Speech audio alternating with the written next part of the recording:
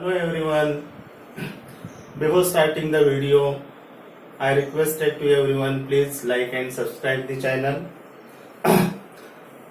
आज हम देखने जा रहे हैं 12th एनसीईआरटी का रेस्पिरेशन इन प्लांट्स में सेकेंड वीडियो में आज हम देखेंगे कि रेस्पिरेशन होता क्या है, उसके कितने टाइप्स है। तो जनरली रेस्पिरेशन इन प्लांट्स ये एक एनर्जी रिलीजिंग प्रोसेस है। आपको क्या ध्यान में रखना है कि ये एक एनर्जी रिलीजिंग प्रोसेस है जिसको हम एक्सोथर्मिक या एक्सर्गोनिक बोल सकते हैं। Okay, understood. Respiration is a exergonic process. Then respiration of food और oxidation of food is actually oxidative process. Oxidative process का मतलब होता क्या है कि जिसमें फूड मटेरियल का स्टेप वाइज ऑक्सीडेशन होता है, जिसमें से ऑक्सीजन गेन होता है और हाइड्रोजन लॉस होता है।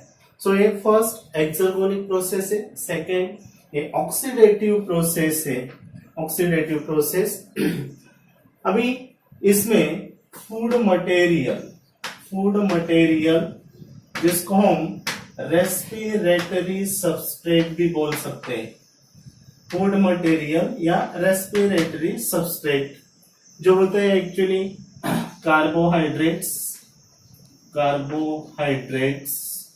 देन फैट्स, प्रोटीन्स, उसके बाद में ऑर्गेनिक एसिड्स। ये जो रेस्पिरेटरी सबस्ट्रेट है, इन रेस्पिरेटरी सबस्ट्रेट का in presence of molecular oxygen stepwise break down होता है और इसमें से CO2, H2O like and products बनते हैं along with release of energy. पहले से मैंने बोल दिया था कि ये एक्सर्गोनिक प्रोसेस है जिसमें food material stepwise oxidize होता है और एनर्जी रिलीज करता है।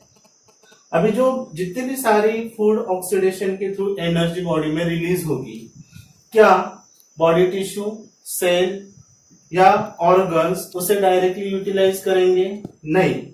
तो whatever the amount of energy is released during the oxidation is first stored into the stable form. Do you know which is the stable form of energy for living organism? जिसको हम currency of living world भी बोलते हैं। Yes, right. It's a ATP molecule. तो food oxidation के through जितने भी सारी अमाउंट ऑफ एनर्जी रिलीज होगी, ये फर्स्ट स्टोर की जाएगी एटीपी मॉलिक्यूल्स में। तो इसका हमें एटीपी मॉलिक्यूल में फर्स्ट स्टोर हो जाते हैं एंड आफ्टर दैट जब बॉडी में जहां पे एनर्जी की रिक्वायरमेंट होती है, उस एनर्जी रिक्वायरमेंट के लिए ये एटीपी मॉलिक्यूल्स का हाइड्रोलाइसिस होता है। So ATP get hydrolysed to release the energy to carry out a certain metabolic functions of the cell. तो एक्सोथर्मिक प्रोसेस है, मतलब एक्सर्गोनिक। ऑक्सीडेटिव प्रोसेस है जिसमें respiratory substrate carbohydrate, fats, proteins या organic acid. अभी respiratory substrate होता क्या है कि ऐसा जो भी फूड मटेरियल है जिसका स्टेप वाइज ऑक्सीडेशन होता है और एनर्जी रिलीज होती है, the substance which undergo oxidation called as a respiratory substrate. तो एंड प्रोडक्ट क्या बनते हैं रेस्पिरेशन में? एंड प्रोडक्ट बनते हैं CO2 and H2O, carbon dioxide and water vapour along with the release of energy.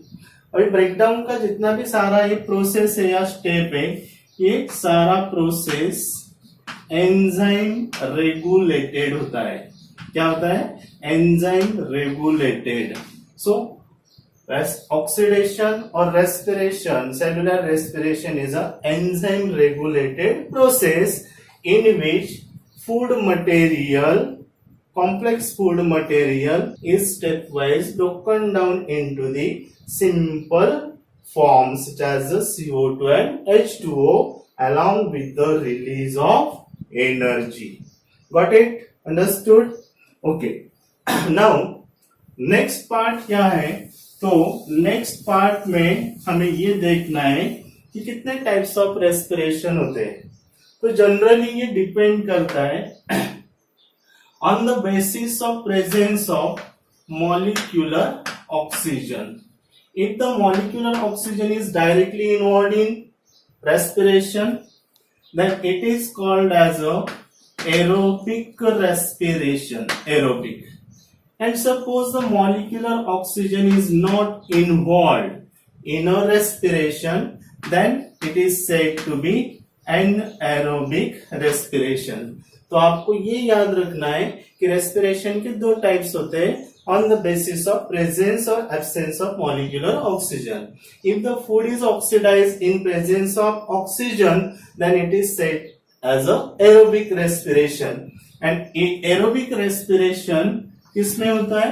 तो aerobic respiration mostly seen in plants and animals.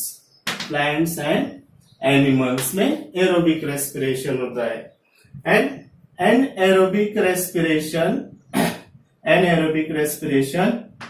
ये ऐसा रेस्पिरेशन है जिसमें फूड मटेरियल इनकम्प्लीटली ऑक्सीडाइज होता है due to the absence of molecular oxygen, जिसको हम बोलते हैं एनएरोबिक रेस्पिरेशन. तो एनएरोबिक रेस्पिरेशन मान लो बैक्टीरिया फंजाई, मतलब लोअर ग्रुप ऑफ ऑर्गेनिज्म, या हम जिसको prokaryotic type of cellular organisation जिन लिविंग ऑर्गेनिजम्स का है उनमें एनाएरोबिक टाइप का रेस्पिरेशन होता है. कभी कभी एरोबिक, कभी कभी यूकैरियोटिक टाइप ऑफ ऑर्गेनिजम्स में भी, मतलब एनिमल्स या living things suppose aerobic respiration कर रही है, but due to the insufficient oxygen, sometimes aerobic animals also shows the anaerobic respiration. जैसे कि मान लो हमारे ब्लड में जो इरिथ्रोसाइट्स है, आरबीसीज लाइक्स द माइटोकॉन्ड्रिया, इनमें माइटोकॉन्ड्रिया नहीं होता है. तो माइटोकॉन्ड्रिया नहीं होने की वजह से इनमें एरोबिक रेस्पिरेशन नहीं होता है, इनमें एनाएरोबिक रेस्पिरेशन होता है. देन हमारे जो मसल्स फाइबर्स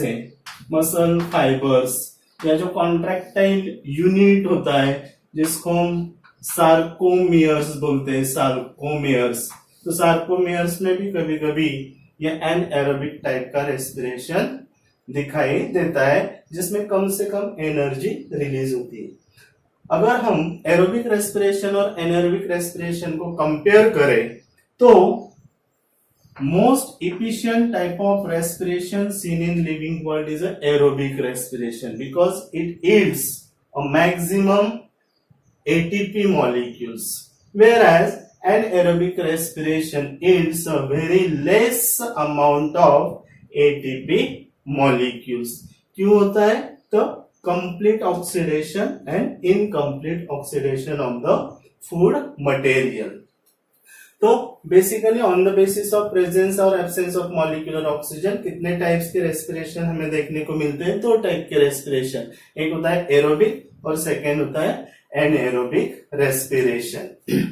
देन नेक्स्ट और दो टाइप्स रेस्पिरेशन के होते हैं, अगर आपको पता हो तो अच्छी बात है. ये जो दो टाइप्स होते हैं रेस्पिरेशन के, that depends on the nature of respiratory substrate.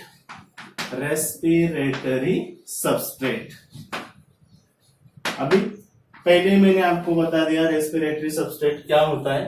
Respiratory substrate मतलब जिस सबस्ट्रेट का स्टेप वाइज ऑक्सीडेशन होता है उसको हम रेस्पिरेटरी सबस्ट्रेट बोलते हैं। और उस रेस्पिरेटरी सबस्ट्रेट के एग्जांपल्स भी मैंने आपको बता दिए थे, जैसे कार्बोहाइड्रेट होता है, फैट्स होता है, प्रोटीन्स होता है, ऑर्गेनिक एसिड होता है, ये सारे रेस्पिरेटरी सबस्ट्रेट है। तो ये जो दो टाइप्स जो है on the basis of nature of respiratory substrate, एक होता है protoplasmic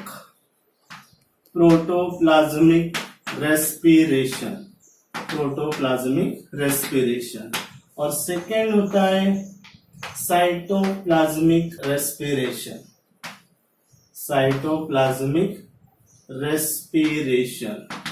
protoplasmic and cytoplasmic respiration. Protoplasmic respiration कब बोलते हैं? जब proteins, food material stepwise oxidation होता है, मतलब जब सेल एनर्जी ऑब्टेनिंग के लिए, एनर्जी बनाने के लिए, एनर्जी मॉलिक्यूल्स बनाने के लिए प्रोटीन्स को ऑक्सीडाइज करती है, तो उसको हम प्रोटोप्लाज्मिक रेस्पिरेशन बोलते हैं। और सेल या टिश्यू जब फैट्स एंड कार्बोहाइड्रेट्स को ऑक्सीडाइज करती है और उससे एनर्जी मॉलिक्यूल्स ऑब्टेन करती है, तो उसको हम बोलते हैं साइटोप्लाज्मिक रेस्पिरेशन। Got clear? तो on the basis of nature of respiratory substrate, there are two types of respiration, protoplasmic respiration and second one is cytoplasmic respiration. Protoplasmic respiration कब बोलना है? जब प्रोटीन ऑक्सीडाइज होता है। और साइटोप्लाज्मिक रेस्पिरेशन कब बोलना है? जब फैट्स या कार्बोहाइड्रेट ऑक्सीडाइज होता है। उसके बाद में हम देखेंगे कि ये जो रेस्पिरेशन होता है सेल में, ये कहाँ पे होता है? That means the site of respiration. Site of respiration क्या है? तो देखो, अगर हम यूकैरियोटिक के लिए देखते हैं, स्पेशली यूकैरियोटिक ऑर्गेनिज्म के लिए, तो ये रेस्पिरेशन होता है सेल के दो पार्ट में, cytoplasm and matrix of mitochondria. समझ में आ रहा है सबको? यूकैरियोटिक सेल में फूड मटेरियल का ऑक्सीडेशन होता है सेल के cytoplasm, and next step occur in a matrix of mitochondria. Then prokaryotic cell में रेस्पिरेशन, फूड का ऑक्सीडेशन होता है एक ही पार्ट में, क्योंकि प्रोकैरियोटिक सेल में माइटोकॉन्ड्रिया नहीं होता है। तो cytoplasm is the only site where the food oxidize incompletely in a prokaryotic organism। तो ये दो साइट्स आपको ध्यान में रखने हैं। यूकैरियोटिक के लिए cytoplasm, matrix and mitochondria, matrix of mitochondria, और प्रोकैरियोटिक्स के लिए साइटोप्लाज्म। यहाँ पे यूकैरियोटिक मतलब एरोबिक रेस्पिरेशन में जितने भी सारे स्टेप ऑक्सीडेशन में इन्वॉल्व है, उसके सारे enzymes matrix of mitochondria and cytoplasm में प्रेजेंट होते हैं। और प्रोकैरियोटिक में जो इनकम्प्लीट ऑक्सीडेशन होता है, उसके लिए जो कॉमन स्टेप होती है दोनों के बीच में, ग्लाइकोलाइसिस, उसके सारे एंजाइम्स साइटोप्लाज्म में प्रेजेंट होते हैं।